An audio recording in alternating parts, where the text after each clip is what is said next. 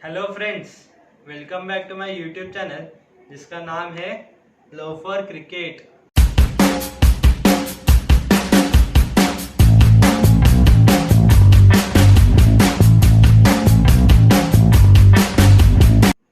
तो दोस्तों, आज मैं दो एजेंडास के ऊपर बात करूंगा। पहला, मैं second test between England and West Indies के ऊपर बात करूंगा। टॉस बहुत अहम चीज़ होती है और वेस्ट इंडीज ने क्या निर्णय लिया बॉलिंग करने का। पहले मतलब मुझे समझ में नहीं आया, केवल ओवरकास्ट कंडीशंस देखकर आप कैसे निर्णय ले सकते हैं। पिच को तो आपने देखा ही नहीं, कितना फ्लैट पिच था, बैटिंग के लिए परफेक्ट था। तो उसके बाद अगर हम देखें तो पहले दिन से ही ऐसा लग रहा था कि वेस्ट इंडीज पिछला मैच जीत कर नहीं बल्कि हार कर आ रही थी। लो ऑन कॉन्फिडेंस दिखाई दे रही थी। और अगर हम उनकी बॉलिंग की बात करें, जो कि उन्होंने पहले बॉलिंग का डिसीजन लिया, उनको पता नहीं था कि अपने बॉलर्स थोड़े से स्टीफ है, थोड़े से अनफिट लग रहे हैं, तो क्यों उनको पहले बॉलिंग के लिए बुलाए।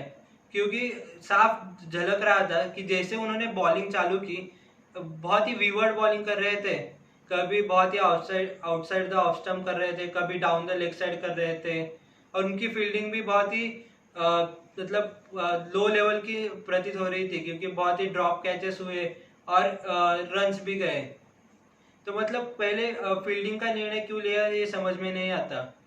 और अगर हम इंग्लैंड की बैटिंग की बात करें फर्स्ट इनिंग्स में, तो हमें साफ दिखाई देता है कि उन्होंने शांत दिमाग से बैटिंग की। पहले तो उनके तीन बल्लेबाज जल्दी आउट हो गए। रॉस्टन चेज ने दो विकेट ली जल्दी, और साथ ही अल्जारी जोसेफ ने भी एक विकेट लिया। तो तब वेस्ट इंडीज के पास चांस तो था इंग्लैंड को वापस 200 ऑल आउट करने का, बट उन्होंने वैसे ही वापस कैचेस ड्रॉप किए। डॉम सिबली के दो कैचेस छूटे और उधर से मैच पलट गया। बेन स्टोक्स ने जो पारी खेली, बहुत ही सूझबूझ कर पारी खेली, सिचुएशन को दिमाग में रखते हुए पारी खेली। जैसे ही तीन आउट हो गए थे, मतलब सिचुएशन बहुत ही टेंस थी इंग्लैंड के लिए और ओवरकास्ट कंडीशंस भी थे, तो संभले हुए मतलब संभल कर बैटिंग की पहले बेन स्टोक्स ने, और साथ ही डॉम सिबली ने। डॉम सिबली का तो नेचर ही है कि वो स्टेडीली बैटिंग करते हैं, जिसे एक टेस्ट बैट्समैन को करना चाहिए। उनकी टेक्निक के ऊपर बहुत ही सवाल उठ रहे थे कि वो दिखने में इतने अच्छे नहीं है, उनकी टेक्निक थोड़ी अनऑर्थोडॉक्स है। पर वो जैसे खुलकर स्टांस लेते हैं तो थोड़ा दिखने में ऑड जरूर लगते हैं, पर वो इफेक्टिव है, क्योंकि उन्होंने 8 टेस्ट मैच में 2 सेंचुरियां लगाई है। मतलब वो काम तो अपना कर लेते हैं। और मैं अब वापस आता हूँ बेन स्टोक्स के ऊपर। उन्होंने पहले धीमी बैटिंग की, इंग्लैंड को एक सेफ टोटल तक लेकर गए, 300 बनाए। उसके बाद उन्होंने अपना गियर चेंज कर दिया और सीधा ठोकने के लिए स्टार्ट कर दिया, और उसी के साथ इंग्लैंड का स्कोर 470 तक जा पहुंचा। मतलब बेन स्टोक्स एक मैच विनर के तौर पर उभर रहे हैं।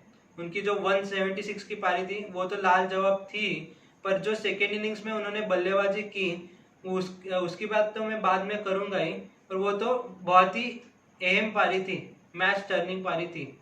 अब मैं आता हूँ तीसरे दिन के ऊपर। तीसरे दिन तो खेल हुआ ही नहीं, बारिश हुई लगातार और मैच अबेंडेंट हो गए उस दिन के लिए। तो ऐसा लगा कि इंग्लैंड के चांस कम हो गए मैच जीतने के और ड्रॉ के चांस बढ़ गए। और ऊपर से जो बैटिंग वेस्ट इंडीज ने की, 240 पर 4 था और अच्छी लग रहे थे कि सारे बल्लेबाज सेट हो गए थे, अच्छे खेल रहे थे। और तभी स्टुअर्ट ब्रॉड ने अपना पॉइंट प्रूव कर दिया। क्यों वो इतने सक्सेसफुल गेंदबाज है इंग्लैंड के लिए, कि उन्होंने प्रूव कर दिया। जैसे ही सेकेंड बॉल मिला, उन्होंने उखड़ कर रख दिया है वेस्ट इंडीज को बैटिंग को। जल्दी 3 विकेट लिए और वेस्ट इंडीज की पारी सिमट गई। फॉलो ऑन तो बचा लिया रॉस्टन चेज ने, पर स्टुअर्ट ब्रॉड ने अपनी गेंदबाजी से सबको प्रभावित कर दिया। और उसके बाद आती है वेस्ट इंडीज की इंग्लैंड की बारी। सेकेंड इनिंग्स स्टोक्स और बटलर ओपन करते हैं। मतलब इधर ही साफ हो जाता है कि इंग्लैंड क्या सोच रहा था। आते ही शॉट्स लगाने का सोच रहा था और जल्दी जल्दी स्कोर बनाने का सोच रहा था। जल्दी 2 विकेट्स तो जरूर गिरी, किमान रोच ने 2 विकेट्स ली, पर उसका ज्यादा फायदा नहीं उठा पाए वेस्ट इंडीज, क्योंकि बेन स्टोक्स का कैच ड्रॉप करना, जॉन कैम्बेल ने जो कैच ड्रॉप किया वो सबसे महंगा पड़ा, क्योंकि उधर मैच पूरा टर्न हो गया। स्टोक्स ने उसके बाद लगातार छक्के चौकों की बौछार की और जल्दी रन बनाए और 312 का टारगेट सेट कर दिया इंग्लैंड ने वेस्ट इंडीज के लिए, और ज्यादा ओवर अपने लिए रखे वेस्ट इंडीज को ऑल आउट करने के लिए।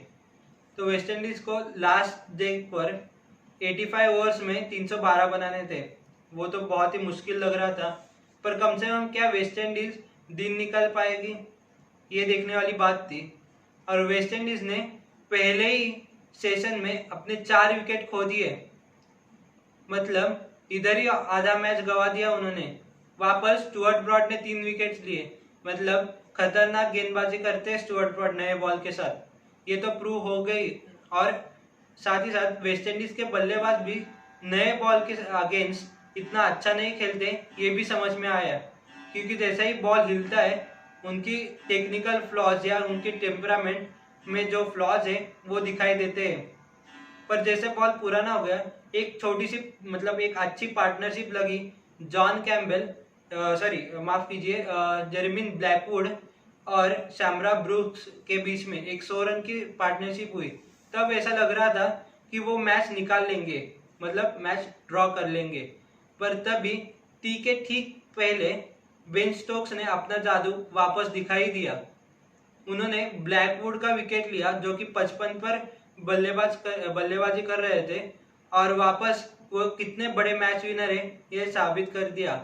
मतलब उनको जो मैन ऑफ द मैच का अवार्ड दिया है वो बहुत ही सही अवार्ड है, सही इंसान के लिए। और उसके बाद वेस्ट इंडीज ने कुछ खास किया नहीं और उनकी पारी सिमट गई। मतलब एक कंप्लीट परफॉर्मेंस इंग्लैंड ने दिखाया इस सेकेंड टेस्ट मैच में, जो कि वो 113 रन से जीत गए। अब मैं आता हूँ सेकेंड एजेंडा के ऊपर। फाइनली आईसीसी ने इस साल का वर्ल्ड T20 अगले साल पोस्टपोन कर ही दिया।